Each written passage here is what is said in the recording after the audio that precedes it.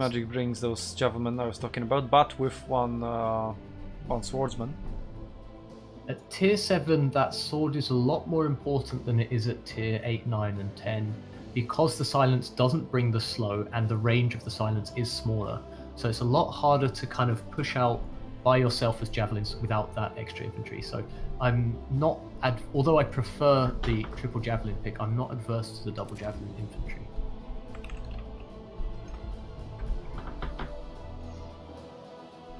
Okay, so that will be Magic confirming his pick, meaning that Iberian Slingers can pick their last remaining 3 picks. So, I think Iberian Slingers can assume that the Stony TV will play artillery. We have to remember that they already played once before, and the first map was Capua. So I don't know if they actually faced his light artillery. Does lock in Caesar jabs. He decides to not go for the Slingers. Is that a mistake, do you think? Because they are going up against Slingers, most likely going up against light artillery, and bringing your own Slingers seems like the perfect answer to both of these things. No, if they're bringing Slingers, like if Mongoose would bring Slingers, he would face Slingers plus light arty. So there's no way he's winning that duel. And then they're left with one javelin player coming up against 2 javelins of magic, and those Slingers and light arty that will win the duel, most likely. So I think actually this javelin here are the correct pick. Because that's again, the rush composition, that's what they did, and that's what brought them victories already. But one of the things I'm concerned about is now Mongoose is still the target. If he was playing Slingers, then that would allow the elephants to walk in. Whereas now that he's playing javelins, he's going to get targeted by Slingers, and he's not going to be able to fight back. So the most important thing for Team 2 to do right now is to get into javelin range as quickly as possible. If they hesitate, they're going to die. They have double cavalry versus double cavalry though. They have elephants, so the enemy team has to make a choice. Do we shoot elephants? Do we shoot mongoose? Do we shoot firehawk? They cannot shoot them all. Well, they can shoot them all, but they won't be able to kill them all, which is essential. So yeah, I think Iberian Slingers will be able to get in that javelin range in quite healthy condition. This is going to come down to where Team 1 decide to set up their line, I think. If they defend at the right time, they might be able to hold off the mid-rush which is going to come. But if they choose the wrong positioning or allow some gaps in...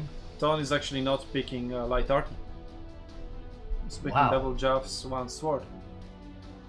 Is that a mistake?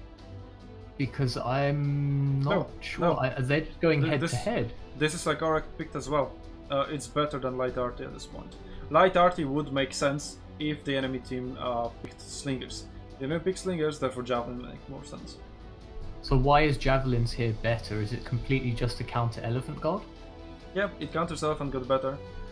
You don't need light arty to support your Slingers in the Slinger 1v1 duel. Slingers will be fine, and javelin will be able to counter their javelin a little bit better. Provides that extra front line that they will need against elephants, I imagine. So yeah, that's definitely a correct pick. They could just bring Miltiades Spearman here as well, but bear in mind, other teams have made the mistake before of concentrating too hard on the elephants and allowing not giving the rest of the team. Ready, up and start. Captains are ready, obviously. They just clicked ready. No, I'm gonna wait for them to speak. I'm gonna mute the music then, even though it's really good. Sorry, what did you say? Saying I'm gonna mute the music even though it's really good. Music is great though. I love it. Are you listening to my stream? Oh, I thought you meant the in-game music. Oh. Yeah, I'm leaving the in-game music intact. But I'm playing music while we are waiting for the teams to pick. So it's more exciting, I do think. Yeah, see, they're ready. Go. Ready, I clicked it. Okay. Calm down. You can wait another 10 seconds to make sure everything's fine. I've waited enough. Exactly. You've waited 30 minutes already for this map to start, or whatever it is. Seems like 30 minutes.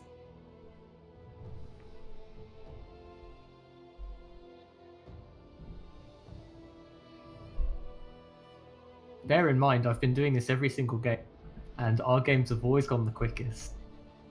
No, not really. Yeah, they have. No.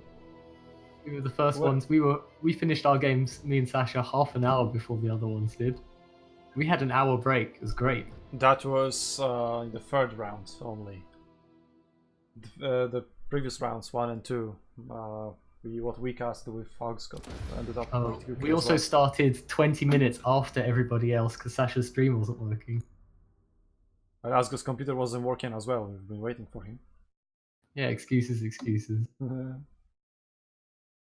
Well, looks like the battles are starting around the same time on every channel.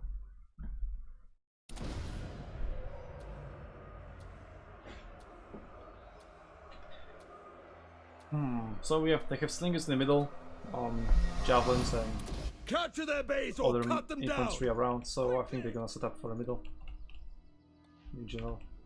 On the other side of the map, it looks like that the red team are actually going to send a big force on the side through the farm. Now, the blue team aren't aware of this yet. 2 cavalry players scouting on both sides, on each side rather. So yeah, they saw that the watchtower was taken, so they pulled back. Drawn first blood. And yeah, Slingers already drawn first blood, but Firehawk is under fire, and he's not closing the distance. He's trying to dodge, and he's not even succeeding at dodging. They need to. They're waiting for the elephants to move into position, but this team is now split. This is, I think, a big mistake. They need to be pushing forward as quickly as possible, closing that gap, because right now the blue team have nothing to concentrate on other than this very small force that's currently in the river. And that pike line is going to cause a lot of trouble.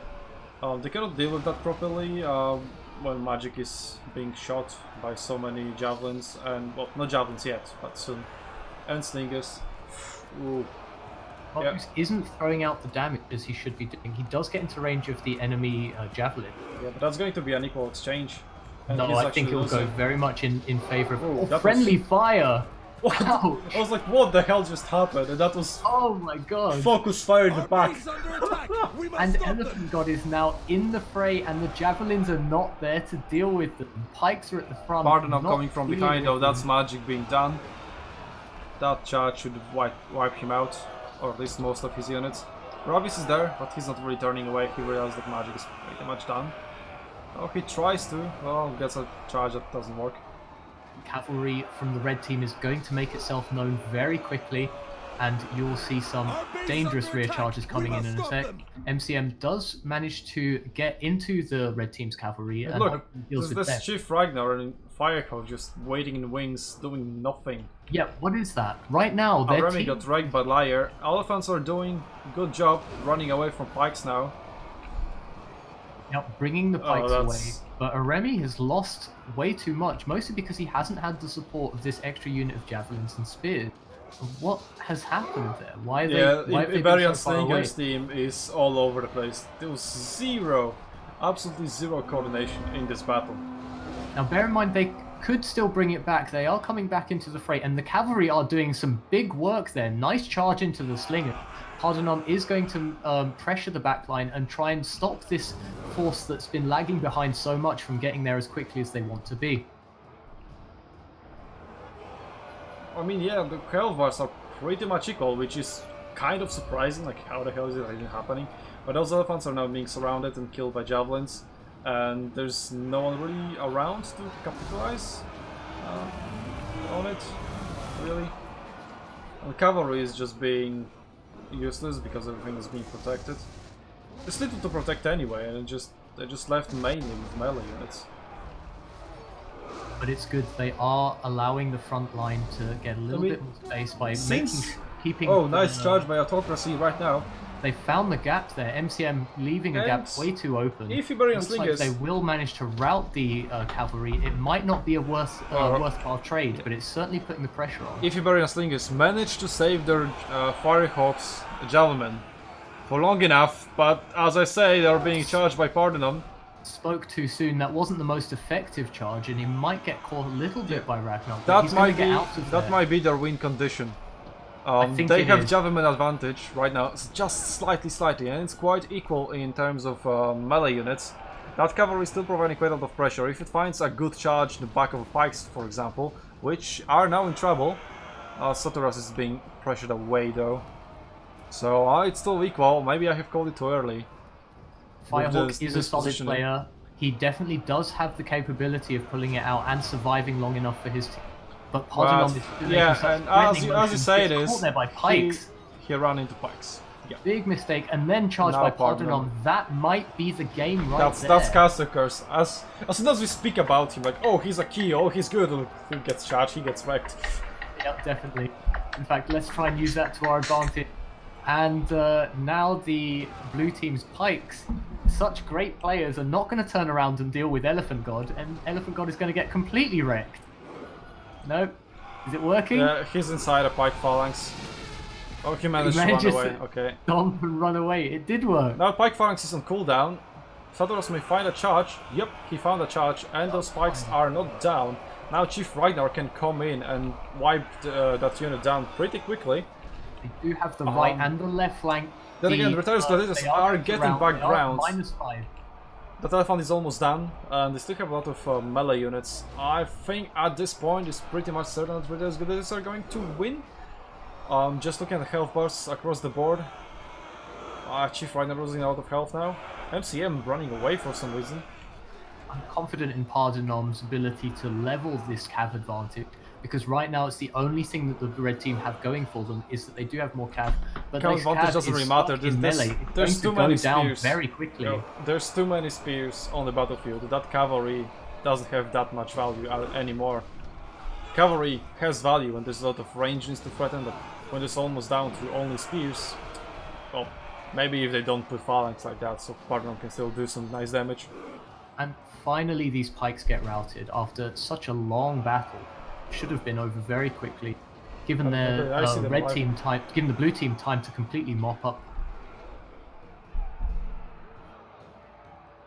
Yeah, I think ultimately, I was surprised that Iberian Slingers managed to turn it away in the mid-battle and actually have a man advantage for some time. But that huge mispositioning, it was just a lack of coordination whatsoever. The first group that went around that cliff near the river went in super early. Firehawk got shot and then ran away instead of closing the distance. Elephant God was late. Well, he went there as soon as possible. It was just the other part of the team that rushed in too early. I mean, they were winning though. They got in and they were winning, but the fact is that there are a massive numbers disadvantage because half of their team was off at the map having a wank. I mean, not really. Just having even having a man advantage. When they had the man advantage, actually, it was when the entire team was already fighting. Just imagine the amount of damage that the extra javelins could have done. But balance of power, just having balance of power in your favor doesn't mean you're winning. You have to take into consideration the unit types that are alive, their position on the map, where they are, under how much threat they are, etc, etc. So I would say Retriarius Gladiators weren't really losing at any point of this battle. They secured advantage early and drove it home.